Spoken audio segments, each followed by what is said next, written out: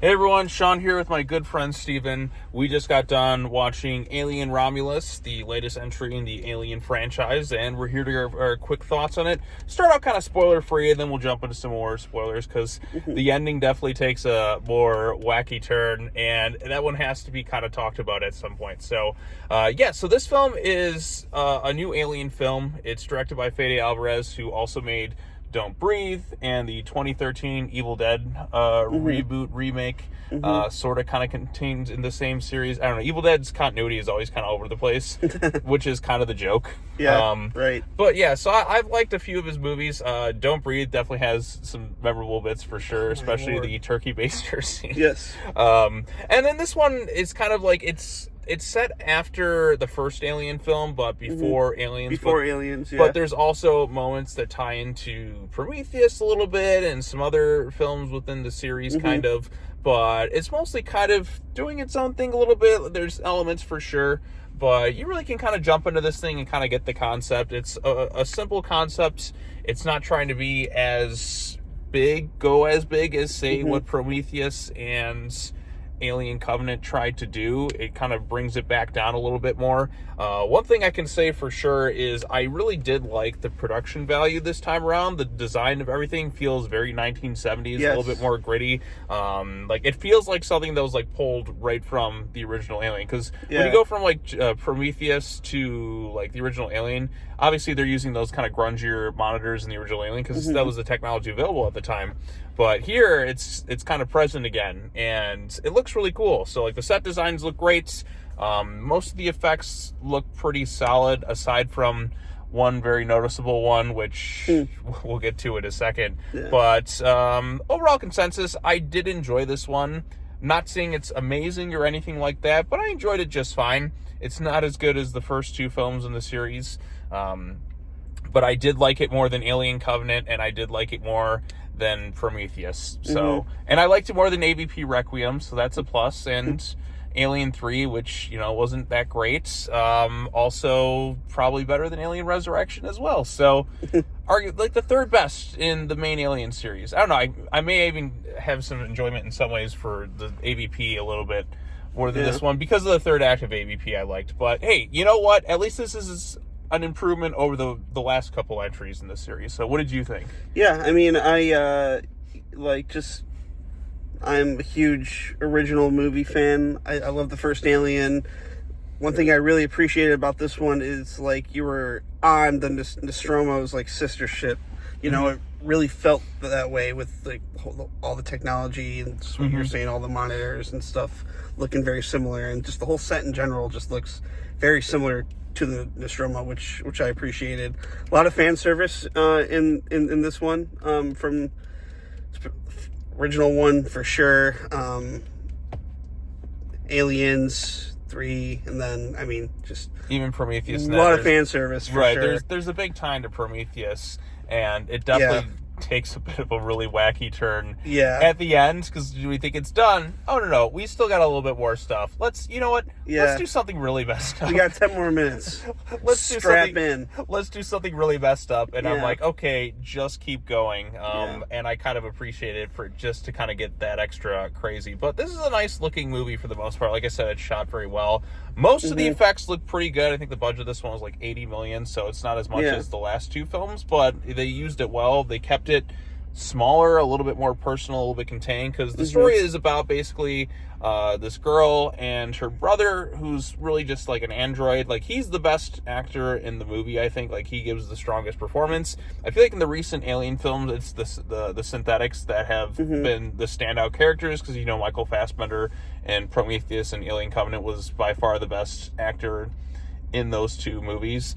And here, the guy playing Andy the robot, he was really good. Like, you actually feel some like legit sympathy for him, but then he kind of gets reprogrammed to kind of save everyone. And the story, like I said, it's these people working for the Weyland-Yutani Corporation.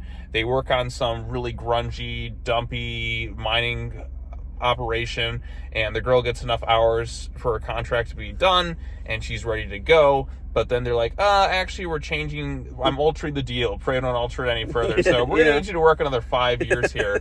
And she's just tired. She's frustrated. She wants to get the hell off this dump because she's just kind of locked in an endless spot. And, you know, for mining all these resources because the Weyland-Yutani Corporation is just awful.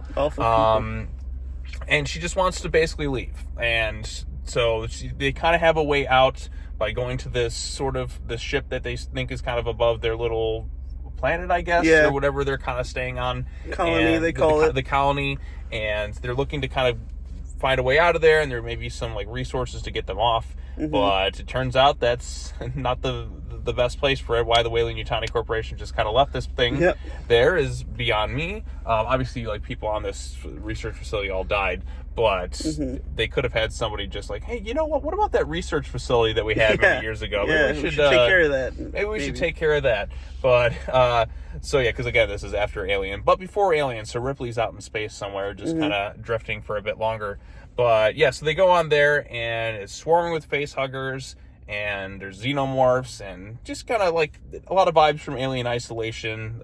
We get a bunch of characters who go on there. It's really just the two leads are the only ones that are kind of worthwhile, because then you have this one girl and her obnoxious friend who's just there to be obnoxious. So I wonder who's going to get the axe at some point. Yeah, right. Like, most of the other characters don't really stand out all that much. They're just kind of there. Nobody's there's one who's just really obnoxious, just to be a douche the whole time. And I wonder what's going to happen to that guy. They put the support in supporting characters, you know? Right. So it's much. Really the strong focal point is the main girl and the android, like the bond that they kind of have with one of another, and that relationship, that kind of brother sister vibe with the android. That's really kind of what carries the movie. Everything else is just kind of there. Although one of the characters has something interesting that kind of happens with them towards the end of the film that really takes a bit of a turn. So I don't know how much more I want to say before we get into spoilers, but anything else you want to say? Or not really. I mean, I think you pretty much covered it. They eventually make their way to this ship out in space. You know, I was a little confused because their plan was to steal something, and then I thought they were stealing a ship. But then, you know, it's just like, oh, they work for the corporation, so they have a ship already, and so right. But so they need the cryo tubes, so they can go cryostasis to go to this one other system that's 10 light years away, where you can see the sun and life's better.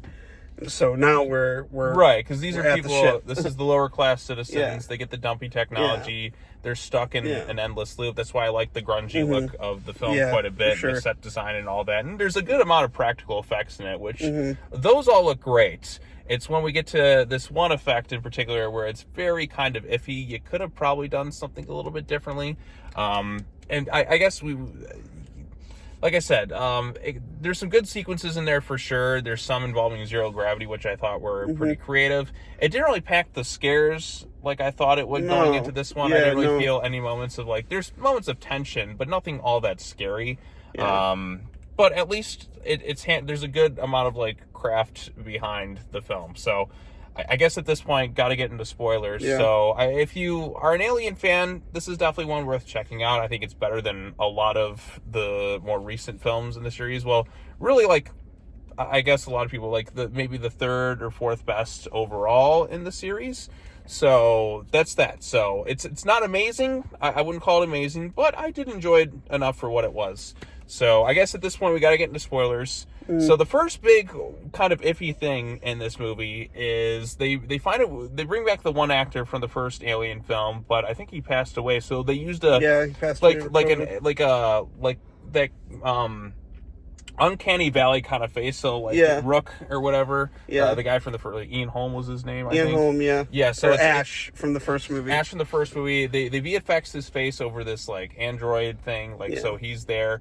And every time he just talks, it looks just kind of off and a bit weird. I'm like his mouth is moving too fast for what he's saying. Right. It's the whole Tarkin from Rogue One thing where it's like it just looks kind of off and it doesn't look as great. I feel like the best film to kind of do that effect better was the best approach really in recent memory, I think, is Halloween Kills, when they just did the makeup of a guy to make him look like Loomis. And he looks just like him. Like, I thought they actually used like footage from Donald Pleasance, but no, it was a guy who looked like him. They did some makeup and it looks just like him. They had someone else just kind of do the voice, but I mean, it was great. Like, it looked way better than just deep faking it, which is what they kind of basically look like they're doing here. So he's there, and they have other directives. So they've been, of course, this research facility, they're trying to take like the primordial like ooze from Prometheus, which never turned out well for anyone. Yeah. So just this material to kind of evolve humanity, because like what's what Wayland was looking for in Prometheus, it means to extend his life, and it all goes down to that like black goo which they've extracted from the xenomorphs, and they're going to test it on people, but of course it doesn't always go so well. Yeah, so like everyone pretty much is dead, and there's only like 3 people left. They escape from the aliens. And there's a really great sequence where the girl and then we're going through zero gravity with the xenomorphs, and like they're trying to dodge all the acid blood and all that stuff, and I thought that looked really cool. But then they get the ooze or the goo or whatever. The one girl was pregnant, and so she injects herself with it because she thinks she's not going to be able to make it. And then she, like, once everyone escapes, they get out of the ship, they think the movie's over. No. We're still going to keep going. And then she gives birth. They show her kind of give birth to this weird engineer, humanoid hybrid thing. Yeah. That got super messed up, and I was kind of all for it. And it's got the face of the engineers. It kind of roars and stuff, and like it's got like the xenomorph mouth in there too.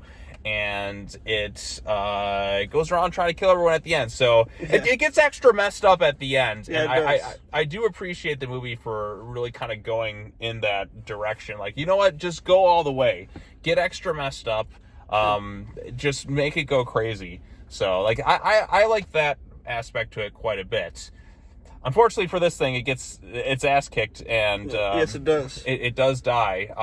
Like I said, the stuff with the rings and all that, it looked like he could just kind of walk on them. Like, it was like, I always thought rings were more like gas. I mean, the place that they were at, I think it said it was like 80 something light years away from Earth, so like I'm pretty far away.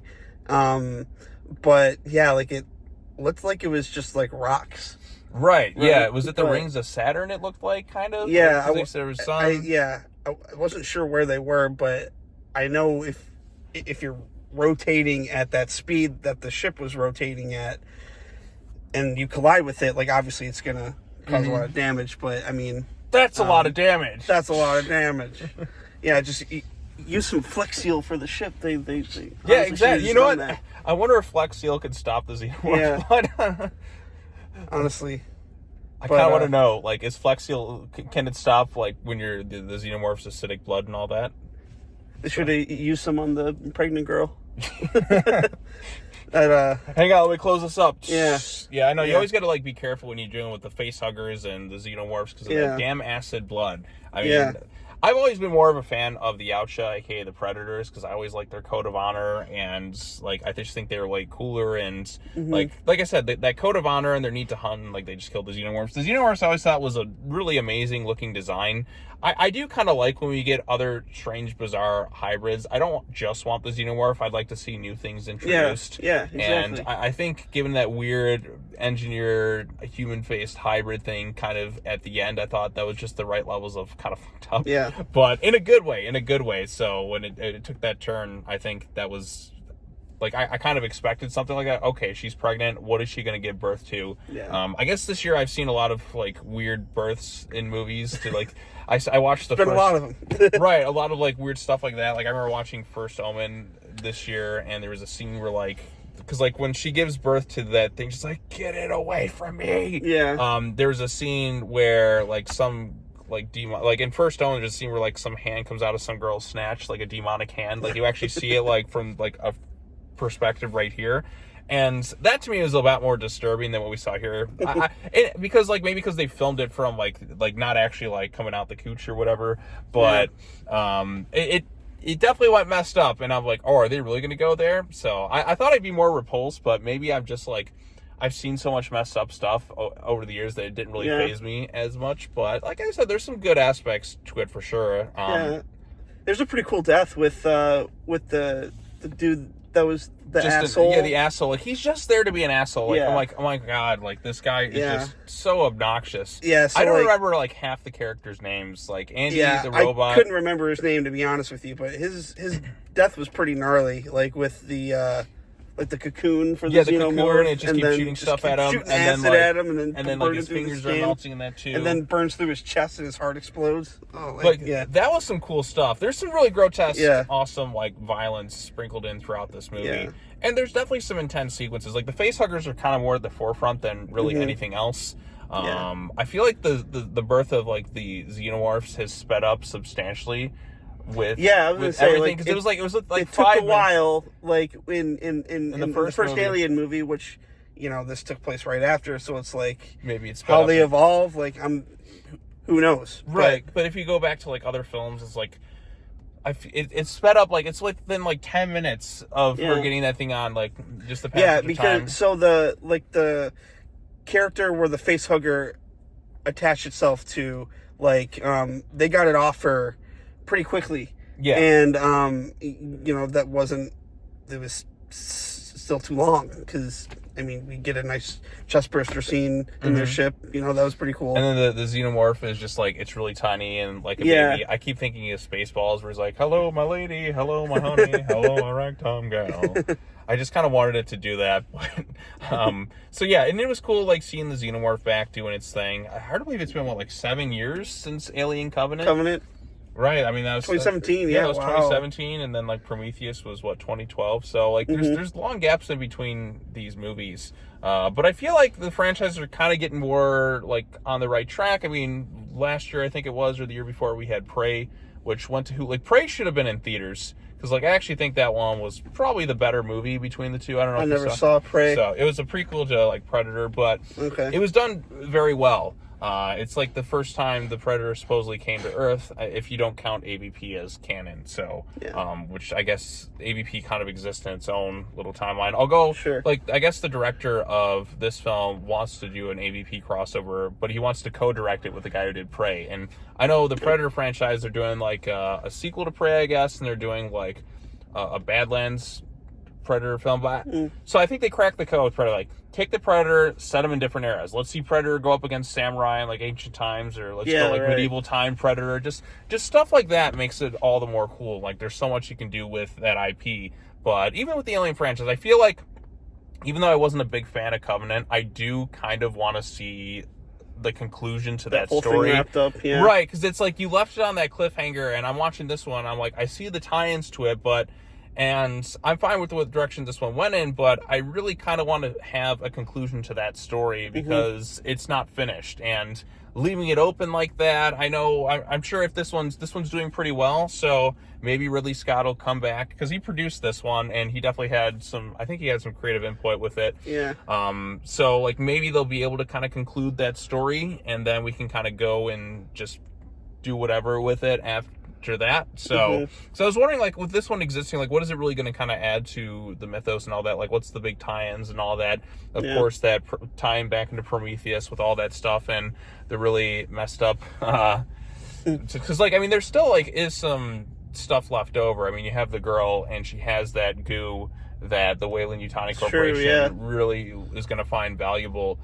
So we'll see if they do any future films and kind of tie into that, because this one actually is doing pretty well, I guess, at the box office, but we'll see kind of where it ends. But I mean, I enjoyed it, didn't love it, don't think it's the greatest thing ever. Again, I'm more of a Predator fan than I am an Alien fan.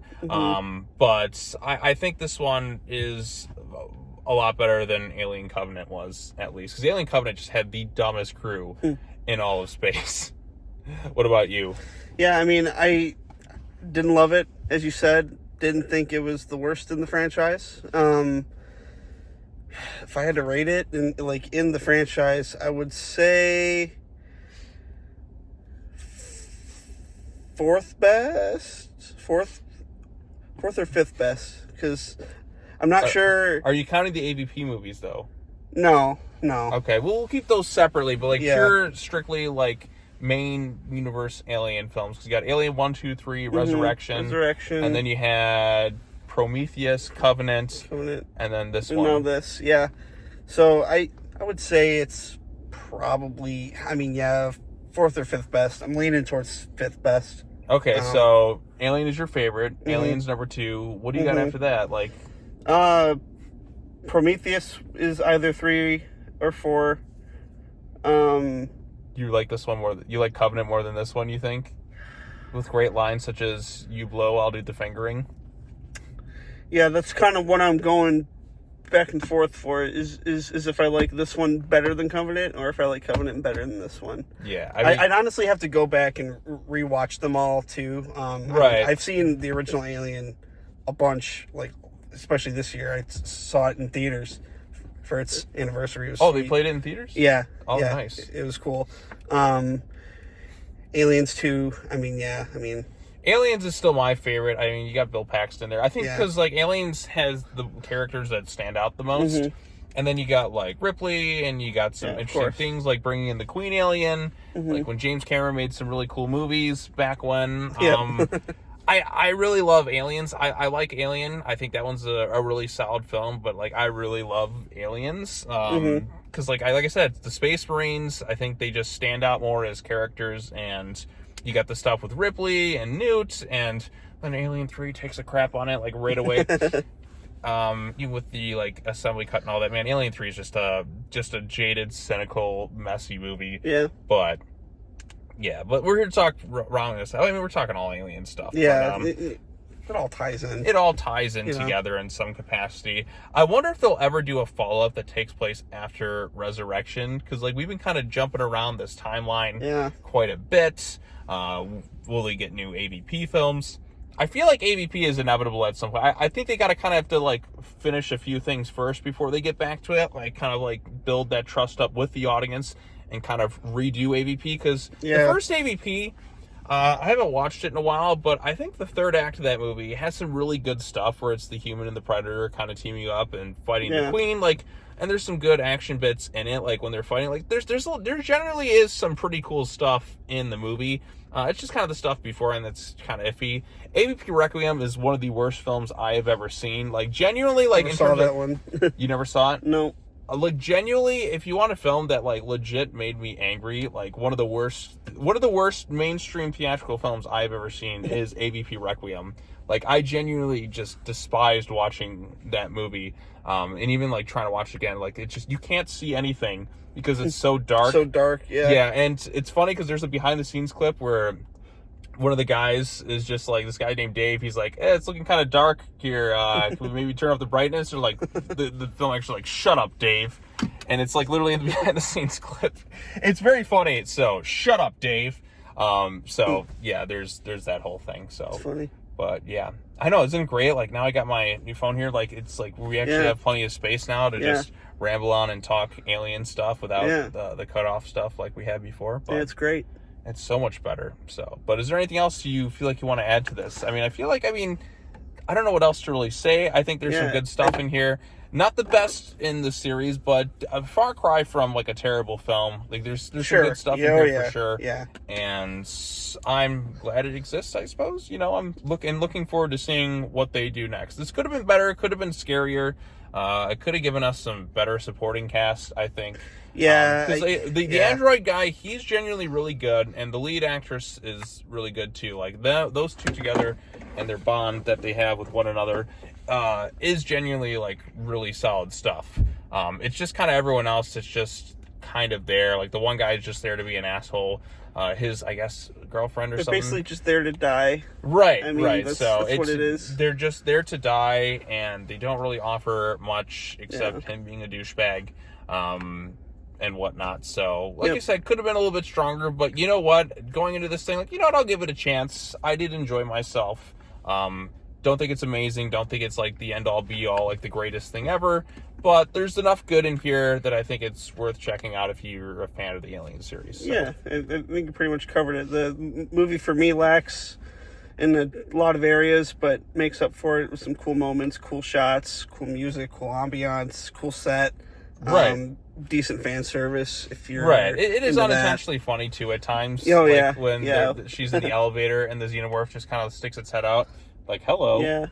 So I got some like unintentional kind of laughs in this one. Yeah. Like where the guy just gets knocked over. It's like, oh, Yeah. so. And then what was the one line that Andy said? Oh, something. Get away bitch. from you bitch. bitch. Yeah. So like that was the fan servicey line, Yeah. but it was like played up kind of for laughs and whatnot. Right. So It worked. But hey, at least it's better than Covenant in my eyes. So yeah, I kind of want to see Alien Resurrection again now because like that one like gets so silly and it just gets pretty dumb. Yeah. But yeah, at least it's like, I don't know. I'll have to give it a watch again. But yeah, so good stuff in here for the most part, but could have been a lot better too. So yeah, definitely. But yeah, I feel like that's like 25 plus minutes later. Just a short, nice discussion. No, but this is fun. Yeah, we it's actually good. got to an earlier screening, so we can actually talk a little bit longer. Yeah. Compared to like other times where it's like super late at night. So I appreciate that. It was Discount Tuesday, so Yeah. that was great and all. And I don't mind actually going to the movies during the week sometimes because it's not as crazy. Although we did have some obnoxious, like we always get stuck with just the most obnoxious people in the theater. I was saying we were doing pretty good lately. Really no interruptions. But as then soon you as have the some movie people- started, you get these like 18, 19-year-olds that came in behind us, just making a lot of Loud noise. Don't Their shut phone up. flashlights on. And then the guy next to me who's like has his brightness blasted all the way, so it's like shining a light like right up to my face. The I'm guy like, next to me was on his phone too. Dropped his phone and like got up during the movie to like I try saw to you find turn to it. me and you're just like, I'm like, oh god, like every time. But yeah, this was like I wouldn't call it overall like a negative movie Right, watching 'cause, like, experience, compared to other ones- it did kind of die down more Right. in the middle, like for a good chunk of the movie. But right. And compared to other times we've been here,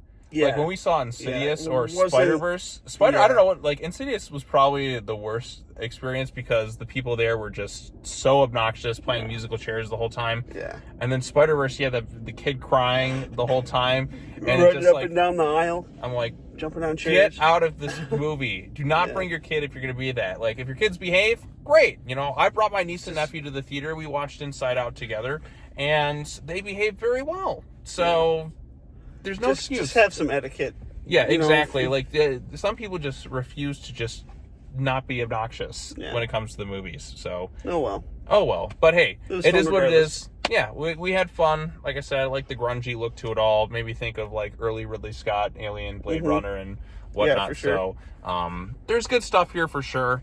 Could it have been better? Yeah, but you know what? For going in with not the highest of expectations, I was still entertained by the end of it. So, don't know if I go like try to rush to rewatch it again. Probably just wait till it comes out on home video to add it to the collection. But there's good stuff in here, so it's not like a half-assed movie. Definitely could have done without the CGI Ian Holm android thing. Yeah, they that- could have went a different route Yeah, for that. should have just got what's his face. Who's the other alien android guy? Oh, from Was it Bishop? What's the actor's Like, name? Lance Henriksen. oh, thank you. Could have just used Lance Yeah. Henriksen. I don't care if he's like aged. You maybe do some de-aging with him or whatnot. Yeah. Lance Henriksen would have been pretty cool. So I don't know how it would work, but I love me some Lance Henriksen. Yeah. So, but yeah. All right. Well, I think that's all really have to say. Yeah. Not sure the next movie to see. I might be seeing The Crow. Oh, okay. It's going to be terrible, probably. Yeah, probably. But yeah, it should be fun. All right. Well, thank you for joining me, sir. Really Pleasure as appreciate always. it. We had a really good discussion. This will go online soon enough, and yeah, it was a fun time. All right. Well, until the next time, take care now. Bye bye. Then we'll see you all in the next video. Peace out.